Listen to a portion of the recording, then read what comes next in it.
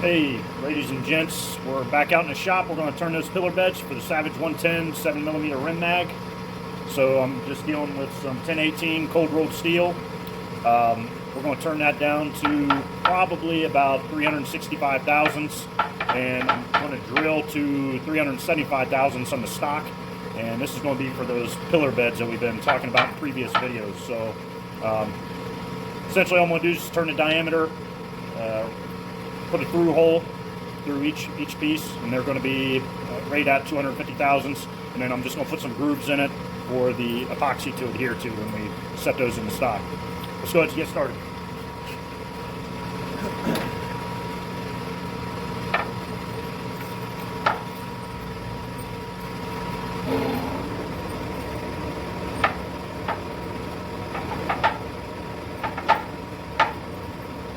Got the dog out here helping me again, so I'm not too worried if there's a little bit of a taper to it or anything like that.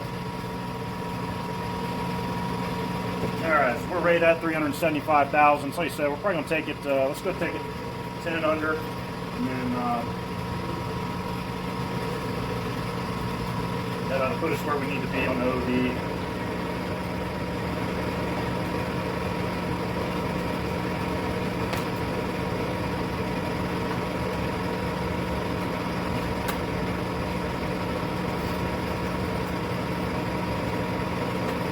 Kind of went back and forth whether or not I wanted to use aluminum on this, but alright, we've got plenty of steel laying around, and might as well go for the extra rigidity. Okay, I'm going to go ahead and get those grooves turned in there, and we're going to go ahead and pop the through holes through there, cut them to length, and then I'll check back with you here in a few, guys.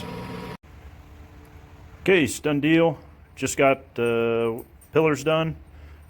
I'm probably going to hold off on kind of the final length till I'm 100% sure how deep I need to go. I'm gonna wait till I drill the stock out just in case anything changes, but either way, even if I screw one up, no big deal. It takes probably about not even 5 minutes to turn one of these. So as you can see, it kind of put some grooves in it. I don't know how well that's coming out in the video here, but yeah, just cleaned it up a little bit, chamfered inside those holes, and put about 30-second groove or so, just random spots. I wasn't real concerned, just kind of eyeballed the placement on it. But next step, we'll go ahead and fit them up in the stock.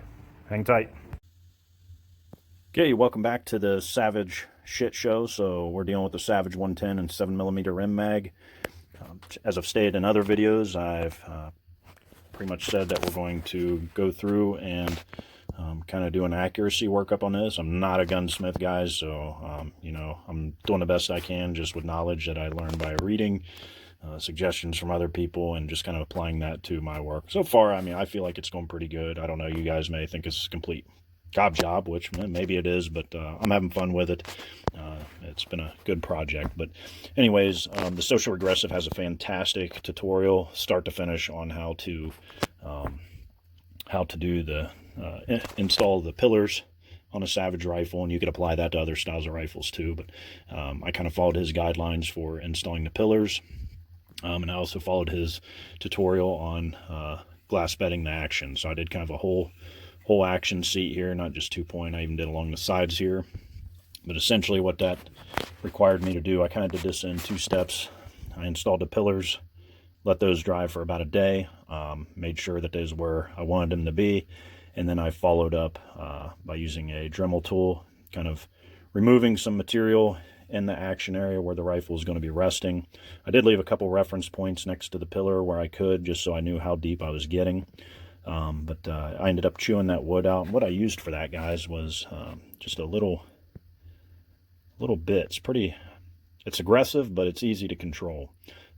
This is for, I've got a Dremel, it's a wand that attaches to my Dremel body, but I just had this installed on the wand there, and I think it's actually I bought this for porcelain tile, notching out holes in porcelain tile. So this thing had no problems coming in here, and you could almost use this thing like a scalpel. It just makes a real nice cut path. I chewed away along the sides. I didn't go all the way up to, you probably can't see that real good in this light, but I didn't go all the way up to the top, even though it kind of looks like it does with the bedding. That's just kind of what squished up in between the action there. But I probably stopped maybe about 3/32, 1/8 inch shy of the actual top of the wood. So I just kind of chewed out the base of it, and then same thing up around here. Left a couple reference points of the original wood. Chewed most of this out, about 1/8 inch deep. The last knucklehead that did some glass bedding, they had already got some of this back recoil lug area done, so I really didn't have to get into there. I already had a pretty significant gap there, so didn't have to do much work there. I just used the let me get it out of the trash here. And I know you guys are probably going, oh shit, he's using JB Weld, but this stuff, I've used it before and it actually does real good. It's the steel reinforced epoxy, and this is the slow set. This isn't that 5 or 10 or even 45-minute set. This shit takes, where's it at there? It's like 4 to 6 hours to set. So when you use this, you got forever and a day to work with it, so you don't feel like you're rushed. And I think this stuff that takes a little longer to set actually holds up a little bit better in the long run. But anyways, 24 hours later, pop the action out, and this is what I got. Okay, so nice and smooth. It does have a couple indentations just from like stampings and things. I kind of took a hone stone just to kind of knock some of the highs off of those. It looks like where they stamped. I don't know if it was operator stamps at Savage that did that or what, but anyways, I knocked the high off, but you can still see, you know, a couple imprints from stamps, things like that. But when you put this epoxy in here, guys, pile that crap in there. Now, obviously in the sides, you don't have to go nuts, but up here in the recoil lug and around your action screws, as long as you took the time to fill in everything with modeling clay, Play-Doh, plumber's putty. I used plumber's putty. But as long as you took the time to fill in all the areas that you didn't want epoxy to touch, taped off everything on your action you didn't want epoxy to touch. I took out the trigger mechanism as well.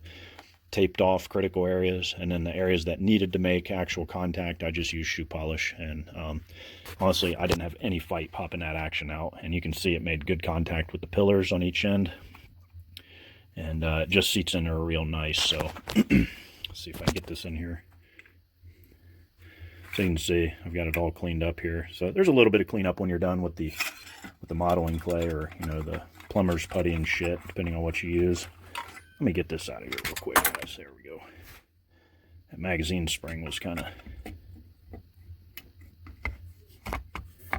And when you get this thing in here, it just fits like a glove. Oh, it's amazing. It just has a whole different feel to it. At least I think it does.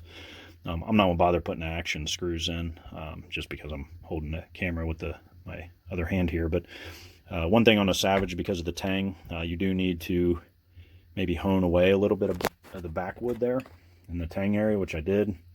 I've already kind of restained it and everything, but yeah, I just moved a little bit around this area. Actually, I do a little bit right here too, where it was making contact. But once I got it in there and action screws tight, it's I can use an index card and get up under there, clear up to that point there. So so that's kind of free floated there. We got real good solid contact here, and then up front here, I'm not real happy with the way this turned out up here. When I originally did it, when I sanded it, it was all nice, clean, blonde wood. And then when I stained it, man, it got some real dark spots in there. So I'm not real happy there. But anyways, when I got the barrel back in, there's a little bit of a gap around it. I don't know, it might be a touch on the heavy side with how much material was removed from there, but I don't think there's going to be any chance that that barrel makes contact with the stock. Even right here, I kind of took out some of the epoxy. It was gooped up pretty good here. It bedded around the barrel nut, which isn't a big deal. I could have left it and it would have been just fine, but I opted to take it down just so I had receiver contact only. So anyways, just when you're done, you know, just do a good cleanup job. Any stuff that kind of goops into your magazine well or anywhere you don't want, just X-Acto knife or that little bit for your Dremel. Just take your time, clean it up. So next on the agenda, gents, ladies and gents, I should say, we're going to get this guy back in the stock and get back out to the range, check out the accuracy on it, see how it shoots. So hopefully we've seen improvement in results. So again, if you want the kind of a full tutorial, I recommend going to the Social Regressive site. He has a fantastic Savage bedding tutorial and pillar install. And it's real easy to follow. So thanks for watching, guys. Later.